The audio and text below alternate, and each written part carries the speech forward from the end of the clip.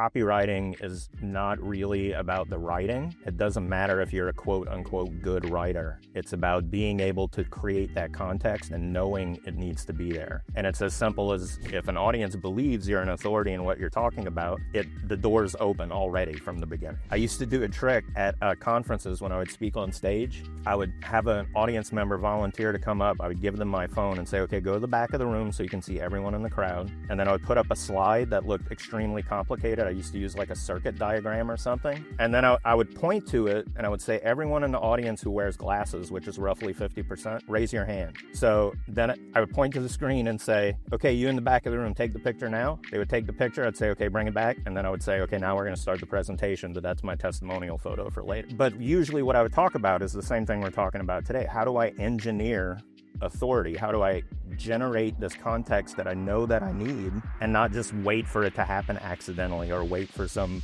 higher authority to give it to me? All right, so today I'm here with Colin Theriot. It's really nice to have you here, man. I know we've had some good chats in the past. I've learned a lot from you. You've helped me with my career as a copywriter and also as a coach.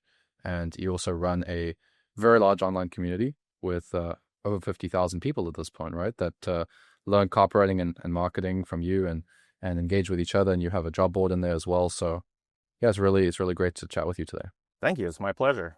So just before we hit record here, you were telling me about the early days back when you were running very, very profitable multi-million dollar launches. I'm curious, how has the game changed since like the early 2000s, 2010, 2011, 12 to like what it is today, and how copywriters are different now, you know?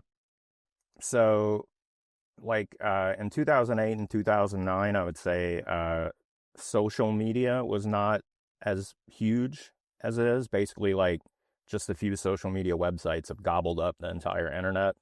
At the time I got into marketing, the Warrior Forum was very popular. It was like one of the major destinations for marketers to learn online marketing.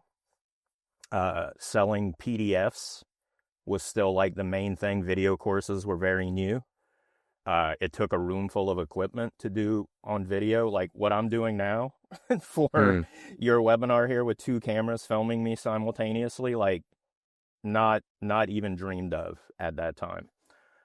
Streaming didn't exist, or it did in a very limited basis. Like you couldn't stream to YouTube. None of the social media sites had streaming built in. So it was very text heavy, and we used to write like 30-page sales letters, the same kind of thing they used to mail to people in direct marketing days, but online. And video is very new. One of the things the company I work for, StomperNet, was innovative with was using video marketing. And our co-founder, Andy Jenkins, rest in peace, one of my first mentors in marketing, he went on to make Video Boss to teach people how to do video marketing his way. But his background was in like film editing, and he worked for NFL Films editing like live football games. And he used to say it used to take like a tractor trailer full of video equipment to be able to do what I can do on my iPad now. So the technological leaps have really changed the way people consume media, and the way that you write to connect with those people is different. Much smaller pieces, you can presume many more touches. With social media, I can make it so like you can check in with me every day. You used to have to have a blog and post often to be able to do that, or email often. The chance of you getting someone to check in on your .com website every single day was very small. But now with social media, you can be in constant contact with people. So smaller messages, being able to rely on multiple messages, and then the shift to video and visual presentation is all the major changes I can think of in the field. But my work used to be to sit there and write, like crank out like 30-page sales letters for a launch event that built up over the course of a month, and we were planning them like 6 months ahead of time.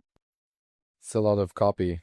Yes, and just the sales like it's not just the sales letter; it'd be the video script, and then we'd have 3 pre-launch videos, all the emails associated with that, and then all of the emails for the JVs to swipe to promote those particular launches. Yes. And then, of course, just the regular updates to our list. Here's what we're working on. Here's what we added. Here's what's changing. Get excited. Here's the launch date. And then so on and so forth. And then by the last day, it might be like 6 or 7 emails just on that one day. What kind of numbers would you guys drive with those kinds of events? Traffic wise, I was never let in on that, but when we would do the launch days, we would make like, we would take one of our office rooms that we didn't use and put the tables in like a horseshoe shape, like a war room, and just start putting the numbers on the marker board. And, like we were clearing, 10 million on some of the launches we did for StomperNet, re-releasing StomperNet, doing, we did one called Formula 5. We did, I can't even remember the names. We did so many launches within just a short couple of years that I worked there. Basically every 6 months we would do an in-house launch, but we were part of a circle of marketers doing that Jeff Walker product launch formula style launch. And it was a rotating partnership where like everyone in the circle would get behind that launch on that schedule as an affiliate. And then when it wasn't your turn, you would promote everybody else's launch when it was their turn. That's very cool. That gives me nostalgia for when I first started, because I also was working with somebody that had an in-person office. And I would go there in person, and I would write copy, and I'd get it reviewed in person. And I kind of miss those days, even though I worked really, really hard, because, you know, it's like you're learning. I don't know. For me, I was learning a lot of things all at once, and everything felt new to me. It was a very exciting experience. Yeah, and the thing with StomperNet, for the people who don't know, this again, this is how old the internet is. My experience on the internet is Amazon didn't have like partnership programs yet. So a lot of people, a lot of solo entrepreneurs and stuff would start like a Yahoo store where you would import stuff from China, sell it, and drop ship it. And you could get Google rankings, organic Google rankings with SEO on your very specific niche site. So like Jenkins, my boss, the reason he was a guru in this space was that he had a site that sold like replica swords from Lord of the Rings movies. That's how niche it was. But if you could dominate the search engines, anyone in the entire world who wanted to buy one of those swords would find your site and probably buy it from you first. So that was what StomperNet was. It grew out of a course called Stomping the Search Engines, and it was for people who had e-commerce sites who wanted to dominate organic search listings. And StomperNet was the expansion of that. We brought on a bunch of faculty that were like gurus in their own right and like social media or video or additional SEO experts. So in that incubator of StomperNet, any draft that I wrote was critiqued by like 10 multi-million-dollar self-made marketers who wrote their own copy. So like I think of it as like a forge, you know? Yeah, I can imagine. Like, It must have been pretty heavy. Right. So it is an unusual way to get into copy. And, you know, it's wild to write a video script and have like the #1 video marketer in the world be like, yeah, that's good. I don't have to edit anything you do anymore. Just send it to production. So, I've like no experience could touch that in my freelance career because I would never be in an environment with that many people. But at the time, like I just applied for a job. Like I didn't, at the time I got hired as a copywriter, I didn't even know that was a thing you could do as a job. Our copywriter got sick and I volunteered to help. And Jenkins is like, this is pretty good. You like doing this? And I'm like, yeah. He's like, well, get good at it. You're the chief marketing copywriter now. So, Nice. so I had no ambition to do it.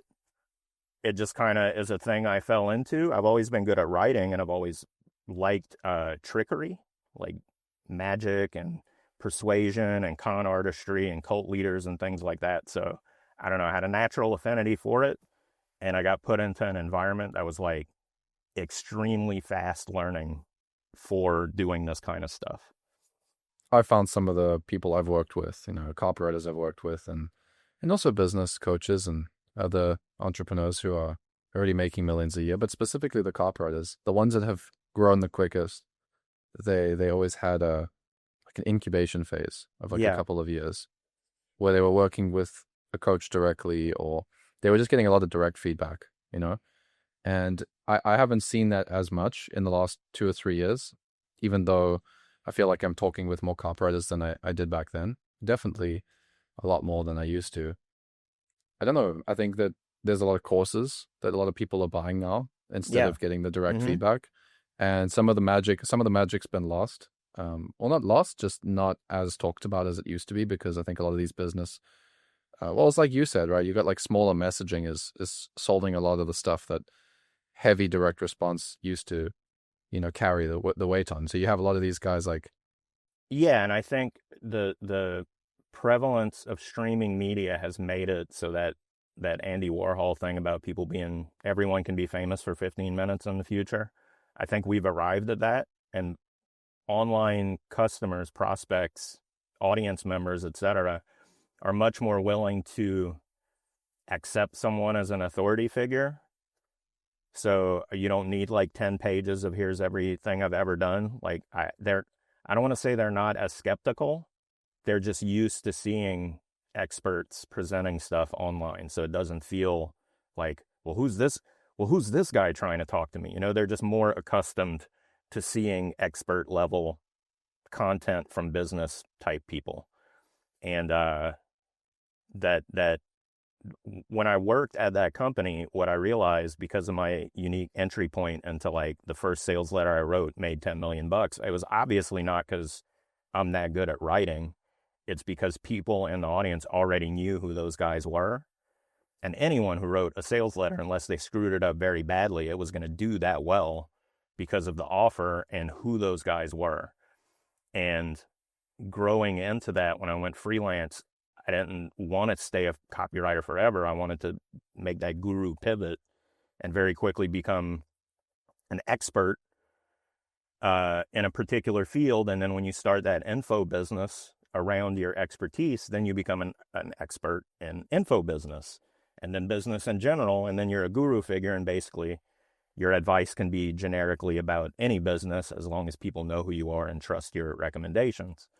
And I think I got into internet marketing right at that tipping point where it became less about the copy, less about persuasion and the message, and more about the influence of who that messenger is.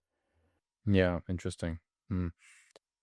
I've definitely seen it more in the last 5 years, because I mean, I've only been in the space since around 2017. So when I first got into the space, I saw a lot more.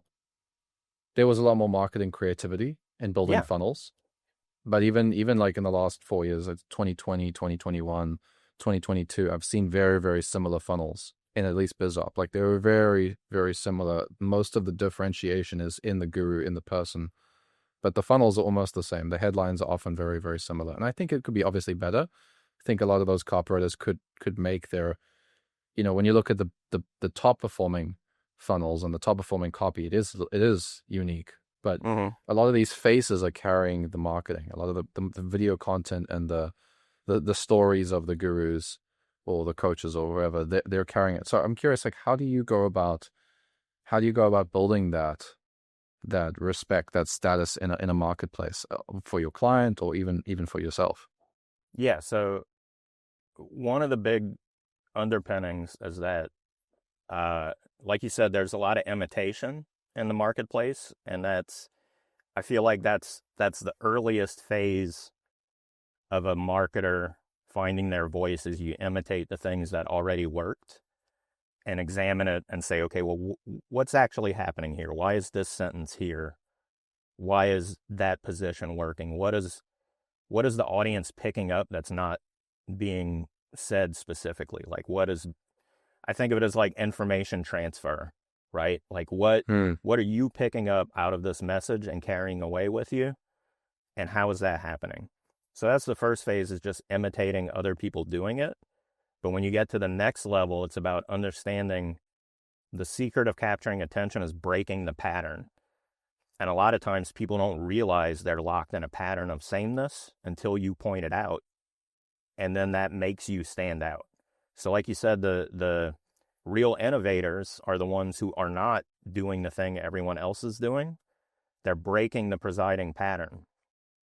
And the trick is, well, let me back up. The reason that works is like your brain is programmed to want to be bored because that conserves energy.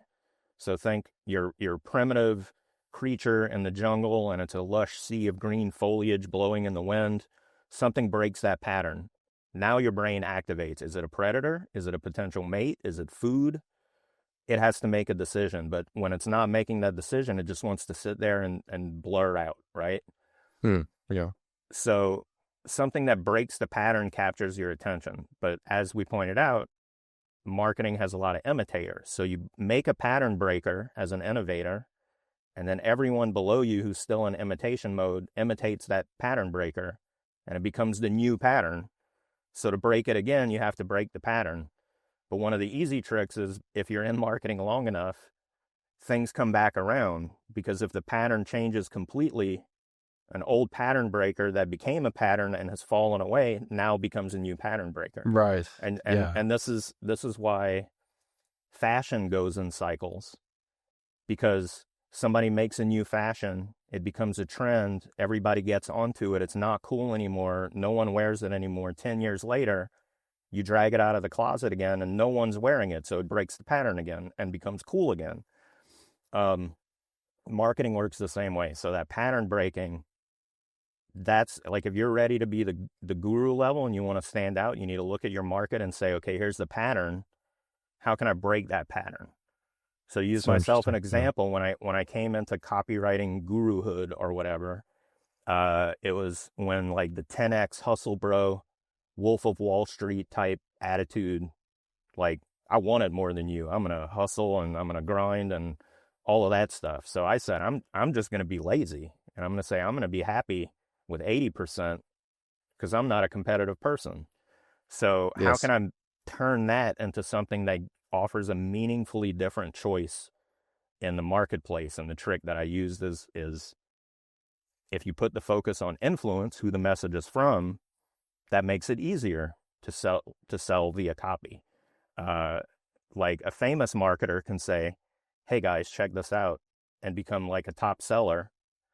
I could, Yeah. like at the time, I It's true. couldn't do that because no one knew who I was. Imitating that copy will not do it because that's not what's making it happen.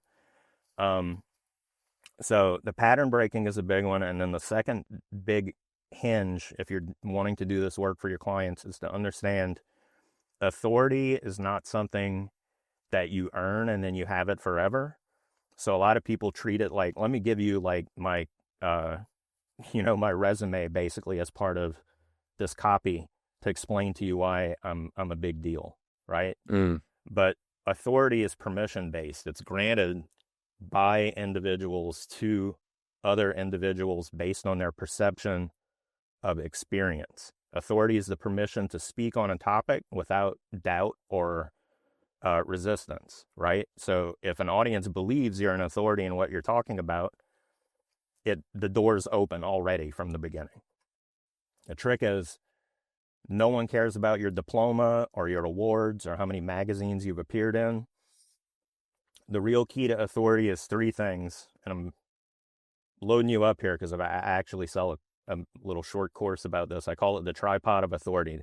And when you're selling things to an audience based on your expertise, you need to show them three things that will convince them to give you authority. The first one is you've done it yourself. So whatever it is you're talking about, you have achieved results as an individual for yourself.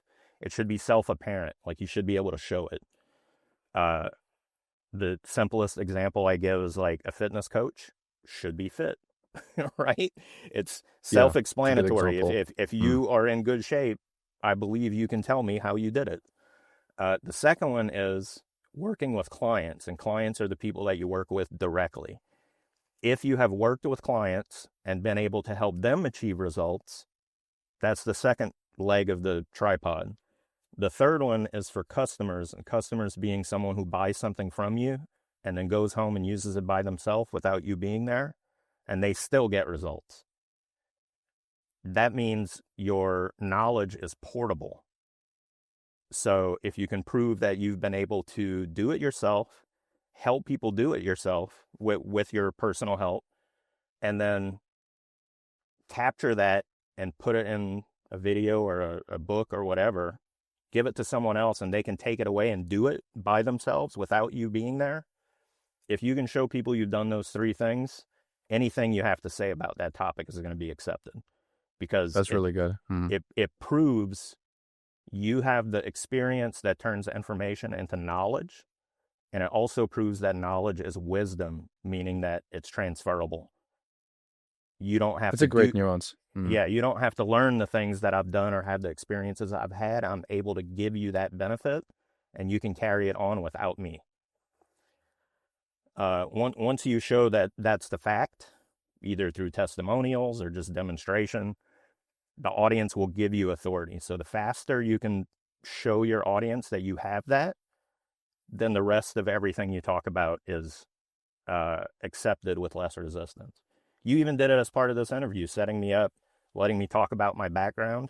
If we had started with this topic and no one knew who I was or what I had done, it would fly right past. But because we put it in a context of authority, it makes everything framed as, okay, well, I know where that comes from. He's not just talking out of nothing. This is experience. Right. Yeah, you've done it yourself. You've worked with clients, like including me. We work together one-on-one. And you've also helped, all these people in your group, not necessarily working directly with you, more like customers doing it by themselves. So we got all three. We got all three before we go. The secrets. I love this because, well, first of all, the nuance between a client and a customer, I think that's very insightful, because I think a lot of people think authority is just how many 5-star reviews you have, or you can just bombard people with the amount of, like, I got all these results. But actually being able to show that you're able to troubleshoot stuff with somebody one-to-one, I think does carry a different level of authority to somebody that just says, all these people like the product. It's not the same thing at all. It's like, you're capable of solving unique situations. So I like that client perspective. Yes, and to circle back to what you were saying, what can you do for your clients to give them that influence, that authority? Storytelling is very important, and the way you tell stories in your content, again, it goes back to demonstrating that what you're sharing is not raw information. Information is free and abundant on the internet, and now you have people dumping AI outputs without vetting it. So it's even less trustworthy because you don't know if it hallucinated or if that's a fact. And then the AI good point. reads the wrong AI content. And it's like a mutation in the DNA. It starts replicating the error. And then now the error appears more than the truth. So you have no way of vetting it anymore. But I digress. That's information. Knowledge is information tempered by human experience. You can't know something unless you consume it and then apply it. So showing people that you have knowledge and not information is how they can they can tell instantly that what you're saying is more valuable. They will recognize you as a source, and the next time they have a question about that topic, they'll check with you instead of just a random internet search. Now, the way you do that is, instead of just sharing information with a byline, you tell people briefly the story of where that information you're about to share with them came from. So the example I use in my teaching is, when I was starting out in my career, before people knew who I was, I wouldn't say, here's a headline formula that I use. I would say, a client came to me and wanted 10 different subject lines for every email I wrote. I usually maybe write 2. And being the lazy copywriter that I am, I came up with a formula to quickly spin up 10 different, meaningfully different variations. I'm going to share that formula with you now. Very brief intro, 2 or 3 additional sentences, but what does it say? I take on clients. They bring me their problems. I solve them. They're happy. And I'm so confident in this formula, I'm going to share it with you, even though you might be a competitor of mine. All those things are unspoken, but they're included in framing that story. So the TLDR of that, the TLDR of that is, tell stories that explain where you gained what you're sharing with people so that they can tell it's knowledge and not just information. a lot of copywriters would benefit from doing this, because a lot of copy I've reviewed over the last short while, actually, especially the last 2 years, is a lot of like, let me tell you this thing. Let me tell you that it's this way or that is that way, or the solution's this or the solution is that. And I'll often ask the copywriter, like, I like what you're saying, but the audience does not just take your word for things. It's not like they're just going to read it and just be like, oh, yeah, I agree with you. Yeah, of course. The reason I'm still struggling to lose weight is because I'm not using this system that you recommend. It's like, who are you to say that? Exactly. Right? It's like, but if all you did, I mean, this is obviously, there's better ways that you can add layers to stories and stuff, but if all you did was add, after helping 3,000 and so people to get this result, I've taken all of that knowledge and experience and I've simplified it into this process that I want to give you right now that's already helping people today. If you say that first and then you explain the thing contextually, yes, it's so much more powerful, even just with one extra sentence. And usually what I like to do is I actually like to layer in I like to stitch in the result into the credibility statement. So like, after helping this many people get this result, the result is that what they want, then you have the authority and the result in the same sentence. And then I kind of transition into like whatever I actually want to say to people, So I found that's been quite a useful tactic that I've used. I from the previous conversations we had, and I think we've talked about this before, copywriting is not really about the writing. It doesn't matter if you're a quote unquote good writer. It's about being able to create that context and knowing it needs to be there. And it's as simple as like one of the conversion tactics I used to teach people is, back in the direct long form sales letter days, people would actually still write it like a letter. So it'd be like, from the desk of so-and-so, and it would have their little portrait picture. And I said, take that little headshot of you in a suit out, because anyone can take pictures of anything at any time now. Like, I could take a picture that looks like that. I don't have to go to a studio. It didn't have to be paid for by a corporation. It's no longer an authority statement to have that kind of photo. Instead, show a picture of you speaking on stage in front of an audience. Oh yeah, I've seen that actually. That's an instant authority builder, because people believe still that someone has to bless you and put you on that stage. You could, of course, host your own event. I used to do a trick at conferences when I would speak on stage. I would have an audience member volunteer to come up. I would give them my phone and say, okay, go to the back of the room so you can see everyone in the crowd. And then I would put up a slide that looked extremely complicated. I used to use like a circuit diagram or something.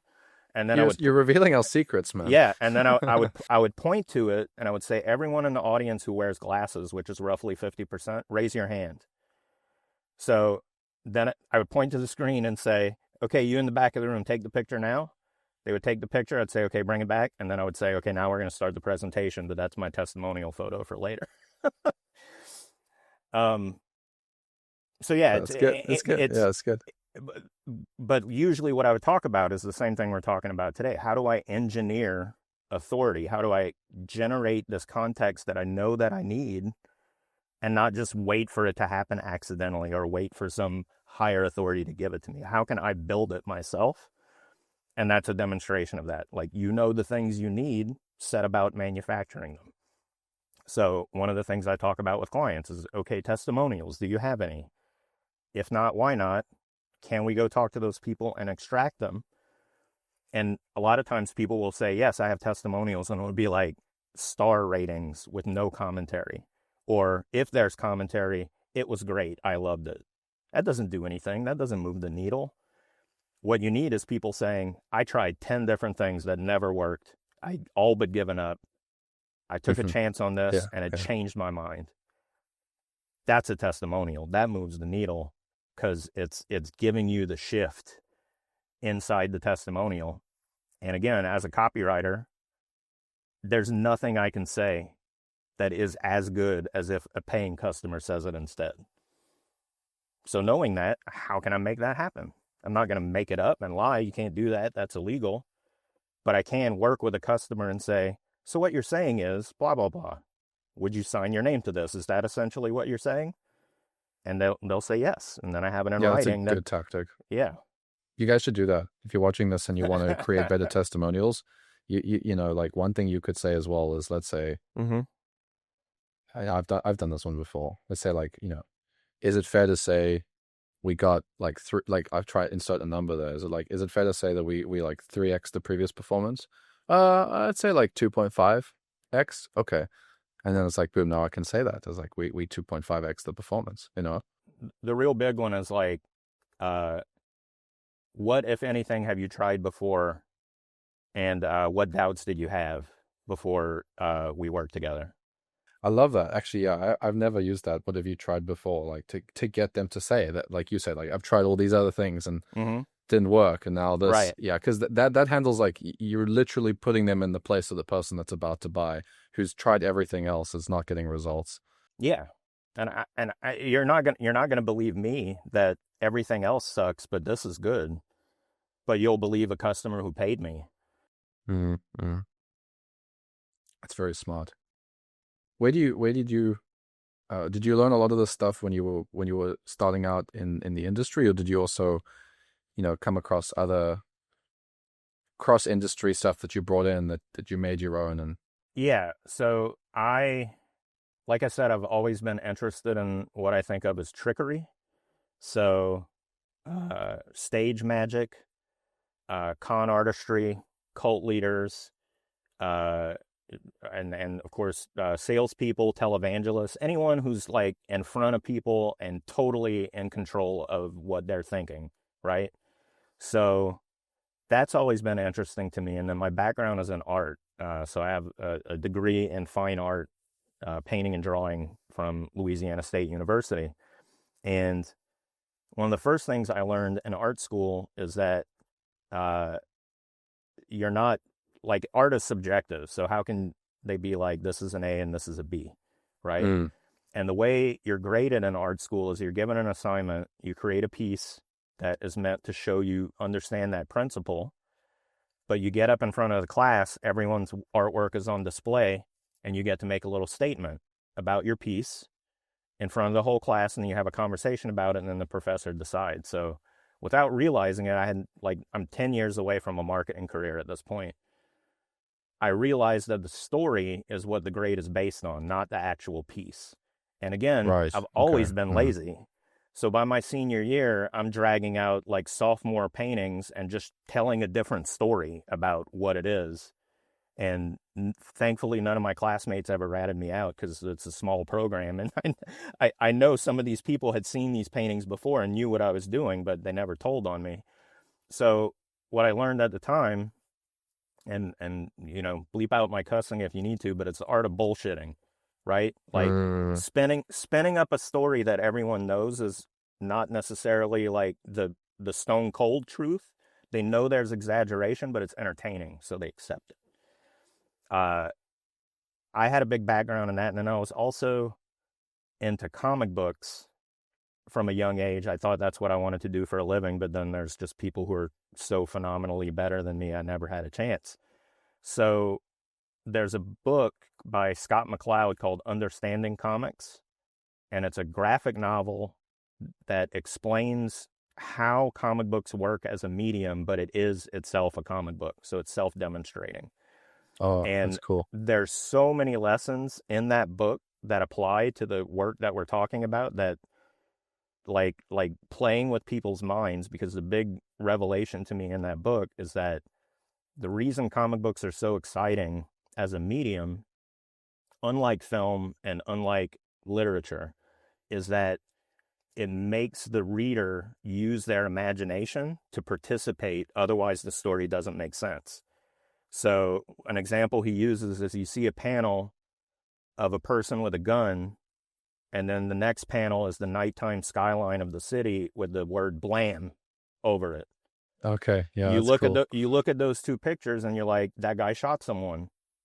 It's not there. It's not in the picture. You have to insert yourself and complete the story in your brain to make it make sense. And what that does is it gives people ownership of that story.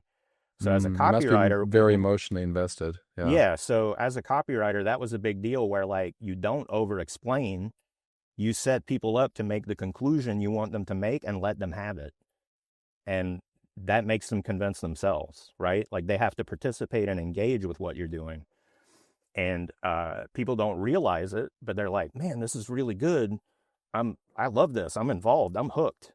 That's what's making you hooked, is I'm making you participate. It's yours. It's not mine anymore. So movies have to show you everything. Books have to tell you everything.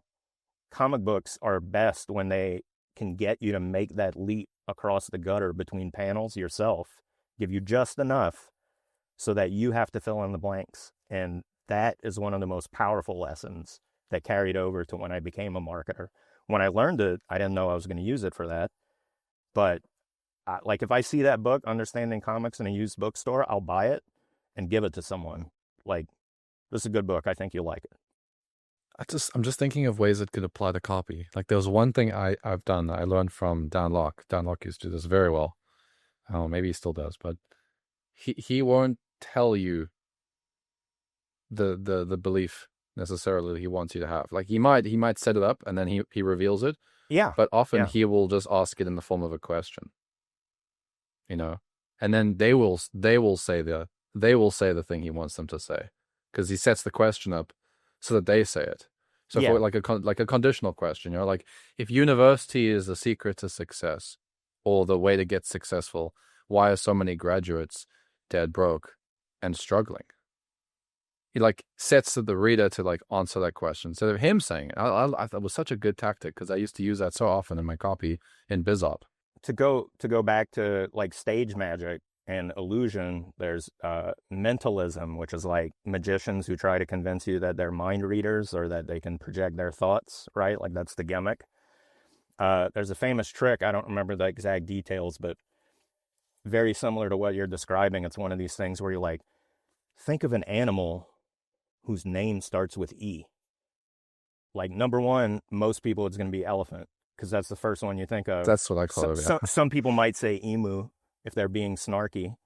Think of a country that starts with a D. That one's harder because people don't know geography these days, but Denmark is usually the most common answer. But that's the gist of the trick, is he gets you to do all of these things, and then at the end he's like, there's no pink elephants in Denmark or whatever it is, and you're like, oh, you read my mind, but it's a setup.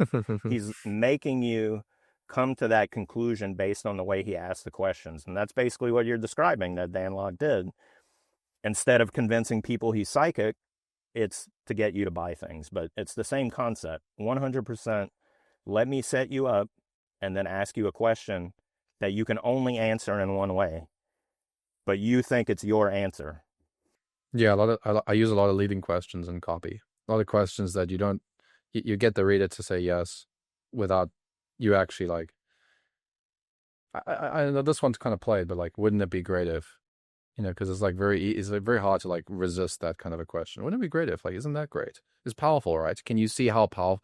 Can you see, like, that's a good one I've seen on stage closing. It's like, can you see how powerful this is? It's like, how do you say no to can you see how powerful this is? It's a good question. It's a really good question. Or couching numerical results that sound outrageous and would immediately make people doubt. The trick is you're like, okay, now imagine if you made 1/10 as much as this top customer. Oh yeah. Yeah. Would that That's be good. worthwhile to you compared to what the paltry amount that I'm asking you for today? You know, it makes it so that, again, you engage your imagination, and once you do that, that's the seed of desire. The trick, the best trick with copy is to, as rapidly as possible, transfer them from arguing with your copy to arguing with themselves over whether they should buy this thing they definitely want.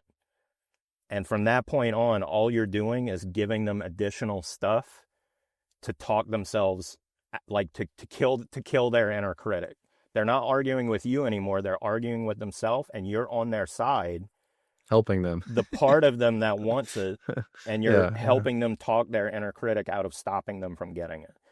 And again, that's why that authoritative positioning is so important, because they believe you when you're giving them these facts, right? You're like, my inner critic is me. I don't know what I'm talking about when it comes to this subject, but this expert is giving me these arguments to use against myself, and it's going to win, you know? Yeah. It's cool. So that's one of the big tricks is figuring out how to get yourself on the side of the part of them that wants it, and you're helping them win against their protective inner critic that's trying to talk them out of it. I think a lot of copywriters, including me, in the early days of writing copy, we struggle with this idea of what you've just talked about, because usually the approach in the close is like to try and convince people. It's like you're kind of arguing to prove why you should buy it, and that's not going to work, because then you're kind of setting it up for them to resist. Like you're intentionally telling them, hey, I'm trying to convince you right now, so intentionally try to resist me, and then it becomes a battle. Whereas what you're saying makes a lot of sense, because like, hey, no, we're together, and I want to see you win here. I know how what this could do for you. Like, Yeah. Like, yeah. I do a triple close as my standard, and it goes in order of emotion, of logic, and of fear. And it's exactly what you're talking about, because I'm not talking about the product anymore. The emotional close is, look, you've made it all the way to the end of this letter. You obviously want this. Trust your gut. Trust your instincts. You know you're going to be as happy as everyone else you saw here. Just go ahead and buy it. It's easy. The logic is giving them all the reasons this makes good sense. The price is only going to go up. The bonus is going to go away. If you don't act now, your competitors may get an edge over you. Just giving them the sensible reasons. And again, that's what you're doing, is you're giving them the ingredients to out argue their inner critic and their protective self that's like, no, got to stay the same.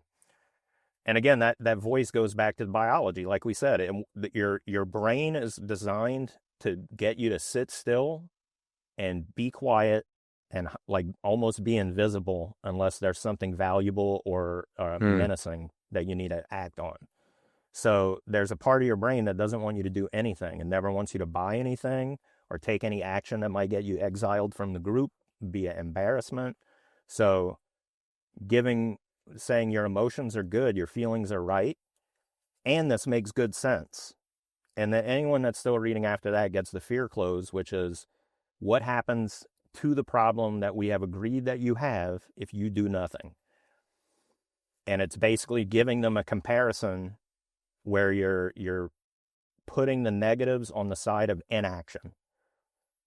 So that I always tell people if you don't get them to buy today, the best thing to do is make sure they understand when they walk away from this letter, they still need a solution to this problem, because you've convinced them it needs action right now. So how is it going to get worse? Good, yeah. What other parts of their life is it going to damage? How does this problem they have fester and become worse? What other aspects of their life is it going to wreck if they don't do anything? And what that does is it makes them convinced you're being somewhat altruistic, because you're selling them a solution, but you're also telling them, look, if you don't buy it from me, you still have to deal with this. No, it's good. And once you get them to that point, it's basically like buying from me is already a good solution, but it's also the easiest because it's right in front of you, and then you can relieve this pressure immediately. I like that a lot. Thank you. I like that. Yeah, it's good. It's very good. I took quite a few notes here. I really like the way that, I mean, like, I look at some of the stuff, and I mean, as we ride in the industry, some of the stuff you can pick up from working with good copy chiefs, and I'm thinking of some of the ways I will close stuff. I'm definitely using a few of these principles here and there, but being able to be able to zoom out and actually see the full picture of what you're doing, I think is underestimate how important, how powerful that can be. Because I've been talking about this with all of my private clients recently, some of the copywriters I'm reviewing copy for. Yeah. And I'm telling them, like, your words are good. You understand the pain points of your market. You understand their goals. You have a general idea of what the product is that you're selling. But the sales conversation that you're having with them is not the right sales conversation. Like, you're not having the way that you're talking to them when I read this letter or when I read this email, it's coming from a place where it's just, I don't feel the match, with the market. And depending on how well I know the niche, I'm able to sometimes identify that. Sometimes I say like, you need to go talk to so and so because they write in that niche more often, but sales messages vary a lot. And I'm curious now. We've talked about how you set the close up, and Yeah. so what is like the general flow of progressing to that point? Like, is it as simple as attention, AIDA, formula, attention, interest, desire, action, or do we have like is there more layers to get them to the point where they feel like they're on the same side, or you're on the same side as them? Like, what is that? How do you progress them to that point? Yeah. So again, it goes back to authority. It's about permission. So how can you get them to accept what you're going to say in a way that they're ready for indoctrination? They want to learn with no resistance. Just tell me what it is, and I believe you. So any sales message I do and again, I don't believe in content. Everything is making the argument either to buy something from you in the future or believe you to be an authority. But when I say a sales message, I mean there's a buy button on it. Yes. And potentially strangers reading it. You want to do that authority positioning at the beginning that we talked about, because it shows you have experience with that problem yourself, and you have vetted other people's experience with it as well. And then finally, the knowledge you have is universal. It's not that you're a special unicorn and you need to be there. It's that what you have discovered actually is reality for solving their problem. Oh, that's interesting. Yeah, because a lot of people, sorry to cut you off here, just to quickly want to add this, is like a lot of people think about this idea of creating a mechanism or a solution as this thing that they must just kind of conjure up and make some fancy words about. But what you've just said is it's like, this is a universal reality. I've also come to this perspective recently where I'm thinking like most of the mechanisms I've used that sell or offers that really, really sell, their unique selling point is like tangible. It's a real legit thing. You can actually, you can use a hammer and you can hit it and it actually can like handle the pressure. Yeah. A lot of the marketing messages that are like too gimmicky, it's just a marketing message for the sake of selling. Those typically don't end up going so well. So instead of like trying to just come up with a mechanism out of thin air, you actually got to do more digging to find the thing that's already deeper within the product or something. You got to find something that's actually, behind it. Yeah. So it's interesting you say that, because you mentioned unique selling proposition. One of the best things about shifting the focus from the message to the influence and authority of the messenger is that from earliest childhood onward, we are conditioned to know that we're all unique little snowflakes. We're individuals and no other person is like us. So if you can position it so that your solution comes from you and your own lived experience, it automatically is perceived as being unique. I like it. Yeah, that's cool. So like selling someone a sales letter template, for example, if there's no identity attached to it, you wouldn't see any value in it. But if you know whose template it is, then you might want it based on what you know about that person, right? So Dan Kennedy's got a sales letter template. I have a sales letter template. Lots of copywriting gurus have one. What you're doing then, the choice is about whose perspective you want in your work, as opposed to, I just need a template and it doesn't matter whose it is, right? So it's automatically unique because it comes from that person. So a lot of times, if you can nail that identity and get that authority figure nailed down, the uniqueness is already there. It's already one of a kind because it comes from your lived experience. It's a shortcut to that. And people, it's one of those things people pick up on without realizing it. They recognize that this is the case, and you don't have to over-explain it. But to circle back to what we were talking about, how you set up that close, you talked about copy that doesn't hit the mark. And what I teach people, again, being lazy, I don't like to spend a lot of time thinking about like the ideal customer avatar, because you can get lost in the weeds in that, right? Like that's an endless process. I've seen a customer avatar that was so detailed. It talked about what colors that person likes. I'm like, Okay. a That's funny. marketer sold you some bullshit, sir. Uh, really, it comes down to, again, humans are not that different from one another. What makes us different is the individual experiences, but on the inside, we're all largely biologically the same. And when you have that same biological equipment, the chemical responses are pretty universal. And that's all emotions are chemical responses to stimulus. So universal feelings when it comes to having a problem, like you can go generic, but depending on how you describe it, it feels personal because people don't talk to other people about their problems. So they feel like they're private. They feel like no one knows what it feels like to be them, but it's because they don't talk to other people about their problems. Otherwise, they might realize they're actually common. Like that's why therapists can exist, is because I can teach you to solve this problem that 9 out of 10 people have, but they never talk to anyone about it. So they feel isolated. Yes. That being said, if you can describe someone's problem, their pain, how it feels to have that issue back to them in a way that they recognize, they instantly think you must have walked a mile in their shoes, because otherwise, how could you know? But again, the trick is the problems are actually universal. You just apply them specifically. The feelings are universal. You apply them specifically to the problem in question. So the universal pain points are feeling like unmoving, like you're stagnant, you're stuck, you don't want to be where you are, but you don't know how to get out of there, right?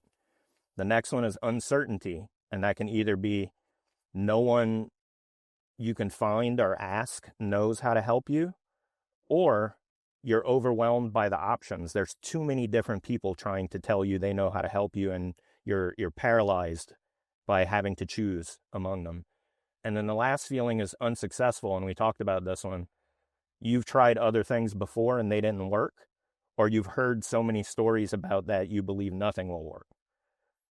So if I can tell you, I've experienced this problem, I felt stagnant and stuck, I didn't know what to do, no one seemed to be able to have a solution to help me, and anything I could think of to try myself just did not give me the results that I wanted. Somebody's like, damn, this guy knows what it's like to have this problem. But it's like, that's just the standard feelings that are triggered by having these situations occur.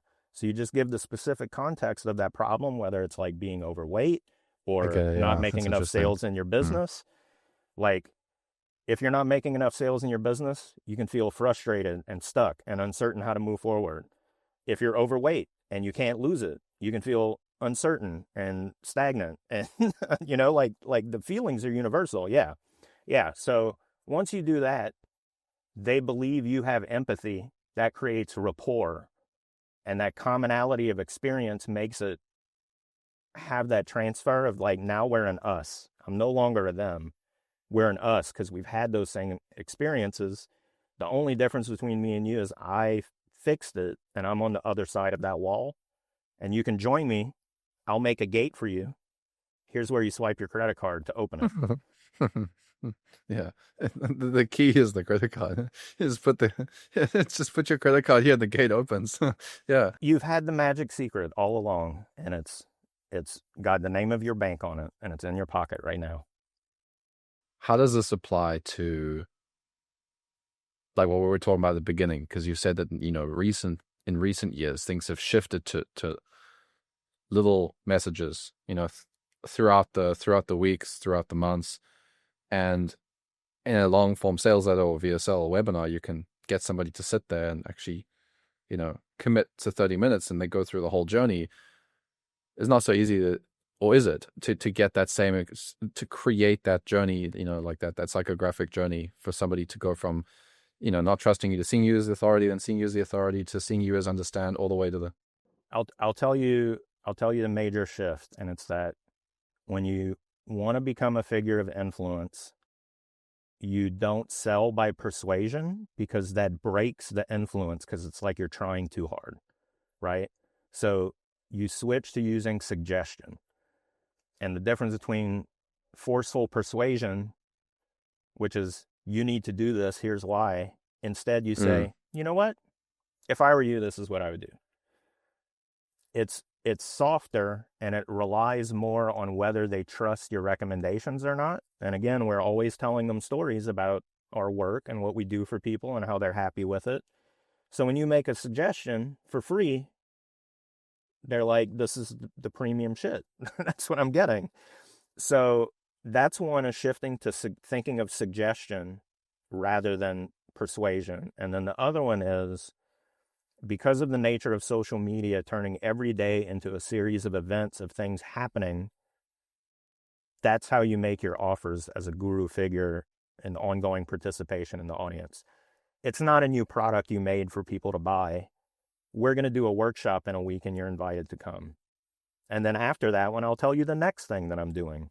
It's about being an active figure and creating a series of events that people are invited to participate in. Invitation rather than selling. I'm doing it anyway. You can come and participate and get the recording, or jump on it when the launch is released. Very effective marketing of a launch.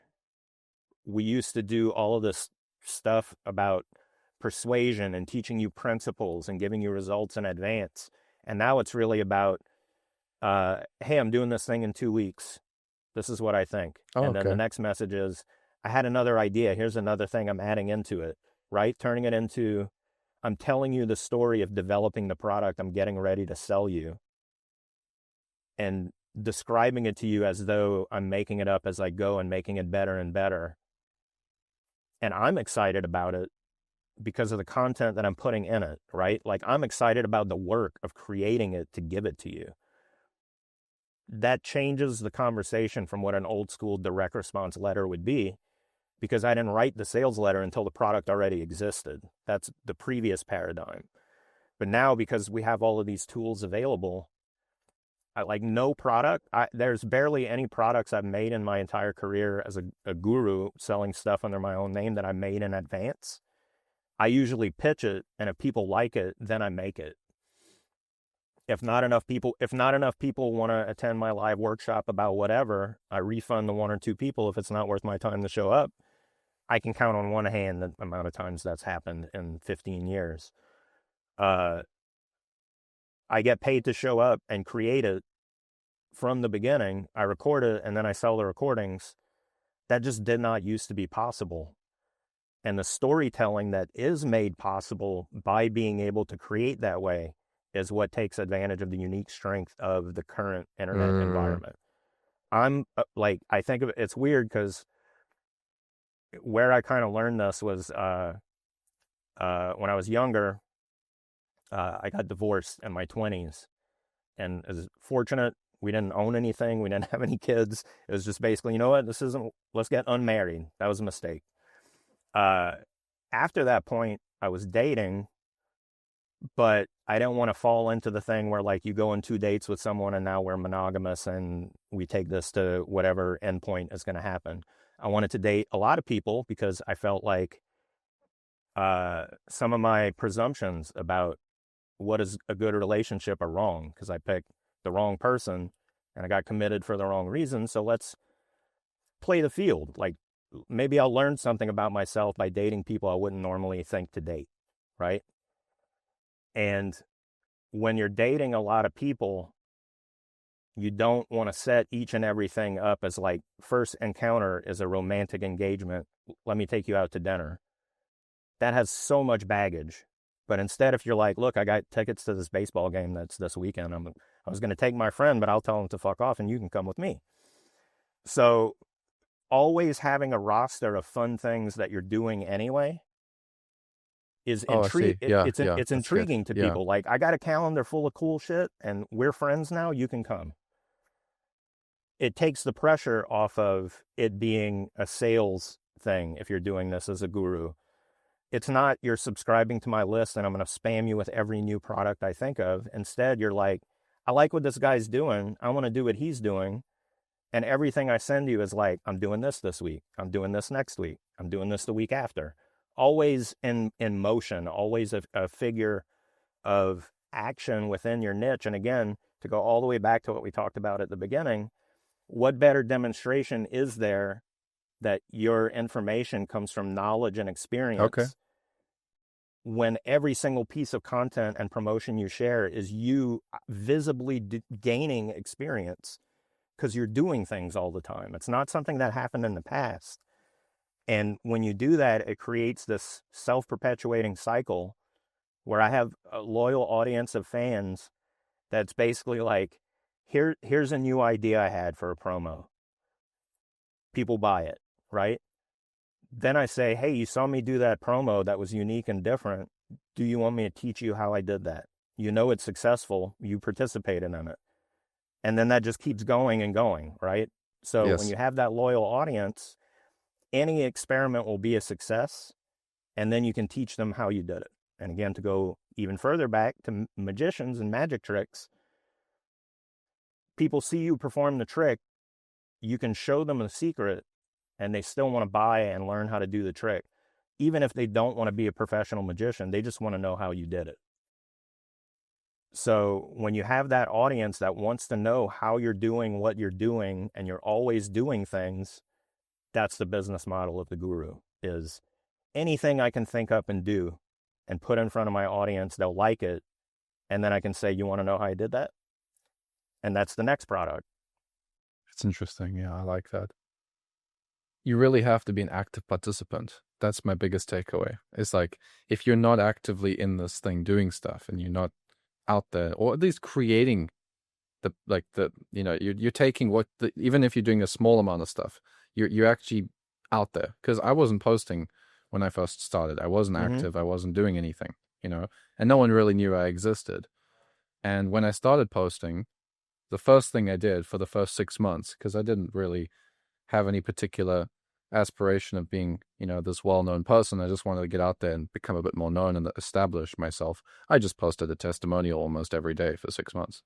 I just posted and that was interesting because you've been talking about authority building and how, you show people that you're actually getting results and I was just posting a testimonial a day, and suddenly it almost felt like within a year or two, suddenly people were saying to me, they were asking me questions and treating me as an expert in the field when I'd only been in the game for 3 or 4 years. I had got a lot of results, I did have a lot of results, but I was just intentionally constantly posting the experience my customers had with me. But I became very, very consistent with talking. Posting these videos on YouTube, for example. We haven't missed a single post since we started last year. We just post every single week. Consistency is key. Consistency and frequency and continuity. Continuity is another big one. Continuity is something I learned from comic books, which is you used to be able to pick up an issue and the first page would be like, here's a flash forward of something that happens in this issue.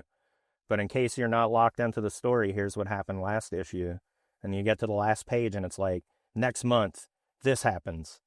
And creating that reference point through consistency, referencing what came before, and then teasing what's coming next is part of what creates that. I don't want to say illusion, because to some degree it's real, but we're deliberately creating the perception that this is an ongoing proposition. It's an ongoing conversation. You can check in at any time. You can go look at the things we talked about before. You can stick around and see what I'm posting today, and I'll tell you why you should come back, because here's what we're doing next week, next month, whatever. So showing people that this is not one thing to consume and be done. It's part of a whole. Exactly. It's interesting. It's a continuum. It's a continuum. And that's again, the strength of being a known entity in your field, an influencer, a guru figure. Like you said, you want to be in motion. You want to be participating. You want to be putting things out there. And I love what you said about just publishing testimonials. I had a conversation with someone that was, we were talking about signing up for my guru mentoring intensive. And it was basically, he's like, Well, no one knows who I am yet. Like, how do I leverage these things when I have no audience, and how do I draw an audience when like no one knows anything about me? And I'm like, listen, what do you know about me? Why are we having this conversation right now about whether you want to buy this from me? You know who I am, right? You know what I've done. And I quizzed them even, like, do you know how I got my start in copywriting? Do you know what it is that I do now? Do you know what my group is? And he's like, yeah, I know all this stuff. And I'm like, we've never met, right? Like, you don't actually know me. No. No newspaper came to my house and interviewed me. I haven't ever been on TV. Every single thing you know about me, I told you. I'm the one who wrote it, and you read it, and you know these things about me, but no one else told you. It's me. It came from me. Even this interview, like, people are going to see it, and they're going to be like, this is Matthew's show. I learned about this guy, but everything in here about me came from me. I told it to you. So using that as an example, like, all you got to do is get started and start putting the stories about yourself out in the marketplace. No one else is going to do it for you. I didn't sit here twiddling my thumbs waiting for Matthew to come along and interview me. I'm doing my thing out there every day, right? Tooting my own horn, sharing my best ideas, Yes. creating products that people can buy if they want to go deeper, giving them opportunities to work with me directly if they think, man, this guy's got a good point of view. I bet he can see things that I can't see if he looks at my business based on what he's revealing to me. That's the real trick of doing any of this stuff is you have to make up the story and tell people. Otherwise, they're going to make up one on their own, or they won't, and you won't have one. You have to decide, I'm going to be this character, and I'm going to tell the stories that teach the audience who this character is. No one else will do it. This is fascinating to me. I'm seeing something. This is very interesting perspective. The idea of, well, being the continuity thing that you've been talking about. I'm starting to see it. There's a couple of gurus I can think of that it's like, what are they up to? Because it's like, where are we in the journey? Like last week on, guru name. It's kind of how I see them, right? And even some copy gurus as well that have email lists.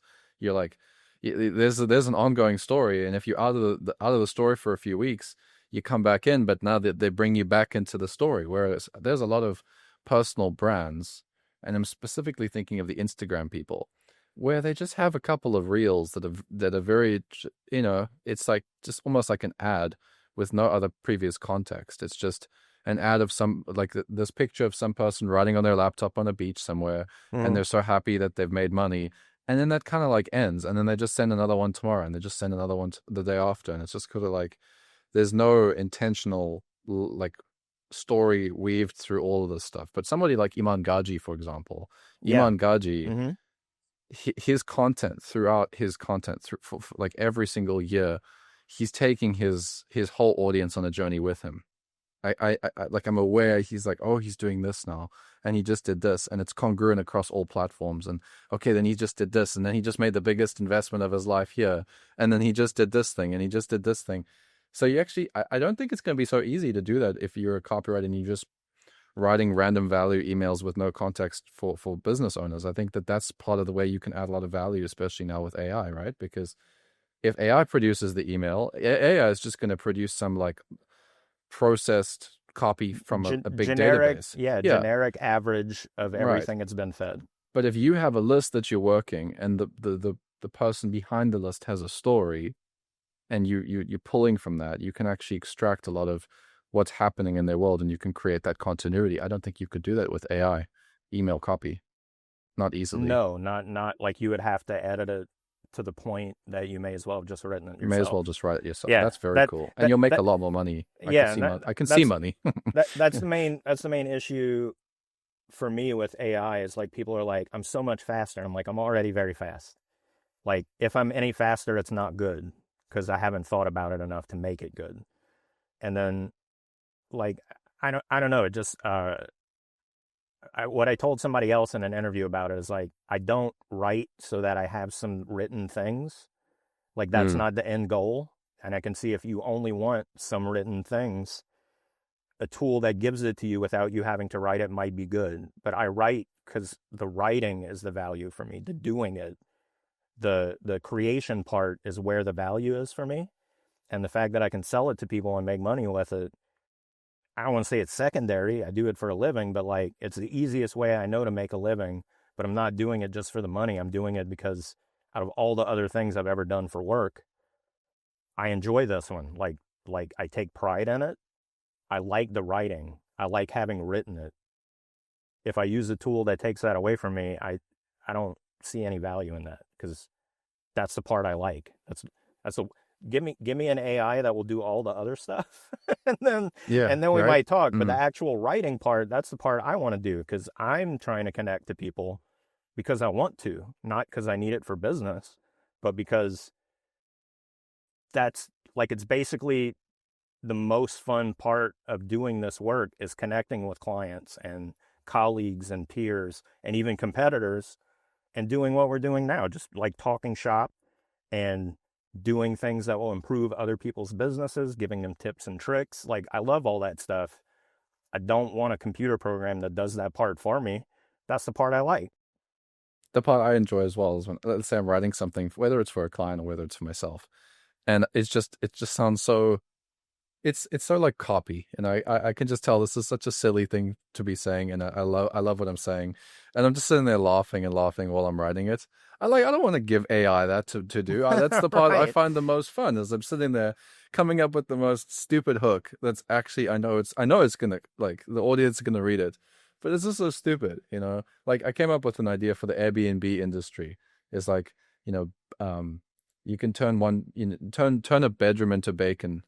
You know, like I'm just sitting there laughing and laughing at like this bacon idea. Like the whole email was just about bacon and bringing home more bacon thanks to these bedrooms. You know, like here's how they, like, the bedroom secrets masterclass, and everybody clicked the link because it's so silly and fun. I don't want to give that part to AI, so I'm 100% with you, Colin. It's really a pleasure chatting with you. Where can people read some of this, the your thoughts and your journey and what you're working and what you're up to? Where can they find you? Uh, the main place I generally post things because I'm an old person is Facebook. So like that's the bleeding edge. Is if I think of something, I post it there because my Cult of Copy group is on Facebook. There's Mm. also cultofcopy.com where I have a mindset kind of post every day. If you subscribe to the email list at cultofcopy.com, I'll also send you like a tactical portion that's only in the email. So sort of how to apply whatever it is that we talk about that day. That's also where I tell you about whatever new thing I'm selling is. Since last year, I kind of pivoted away from copy coaching to doing this guru stuff, as we've been talking about. I created a course called the Triple I. It stands for Iconoclast Ideologue Intensive. If you reach out to me on Facebook or Messenger, or you can email me at reverend@cultofcopy.com. I can tell you more about that. I have another free group on Facebook called Your Guru Year. That's kind of the free version of that. And the most recent thing I'm doing is I started a guru marketing mastermind that's subscription monthly, but content weekly. So we do a weekly roundtable and a weekly training session on this stuff we've kind of been talking about: Yes. building influence, building authority, how to be a solo guru and present your information in a way that's intriguing to people so they want to follow along. And lots of the stuff we touched on here, I've done whole sessions teaching about it in there. And I have a whole year's worth of content planned out for that. We just did week 7. So plenty to come in that. That's the current thing I'm working on. And again, to show that I drank my own Kool-Aid. The reason I do a weekly mastermind is so I know what I'm doing next week, and I know what I did last week, and I can keep telling these stories to my audience about what's coming and what we're doing and how much people liked it in that last session because they said so when we were live in the webinar. It's the simplest way to apply some of the stuff that we talked about. And I've had a taste of what it's like working with you too, because I've actually purchased, from you, and I've learned a lot. I think I got the Triple I, right? And yeah, I'm not gonna spoil any secrets here, but I'll tell you that there's some very powerful, very very powerful things that Colin has been thinking about, and has been bowling out. It's been extremely valuable for me. There's very few people I really, find like this is something I can work with, because I'm a first principles kind of person. Like I like to go to the stuff that works at the core.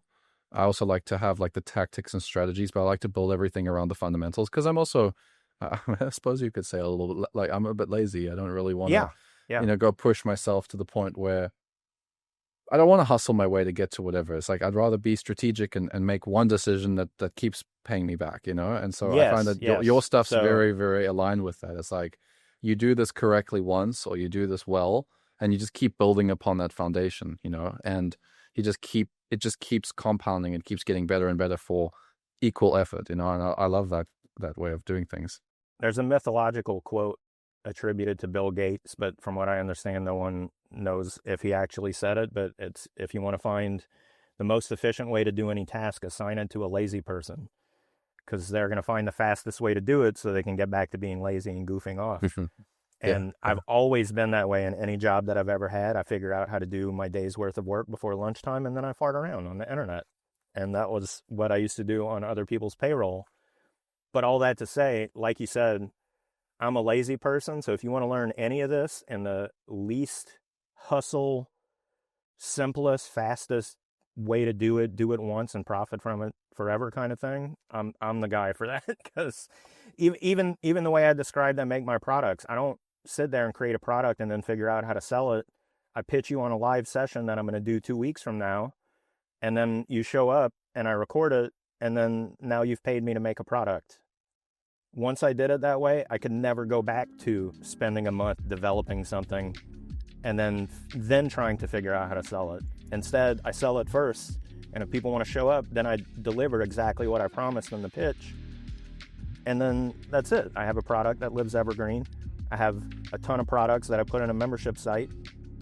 Like, it's just reusing, recycling, rebuilding, and all built around the stuff we talked about today. Like, how do I become an interesting person and then turn that into something people can pay me to go deeper in, while also giving them good stuff every day.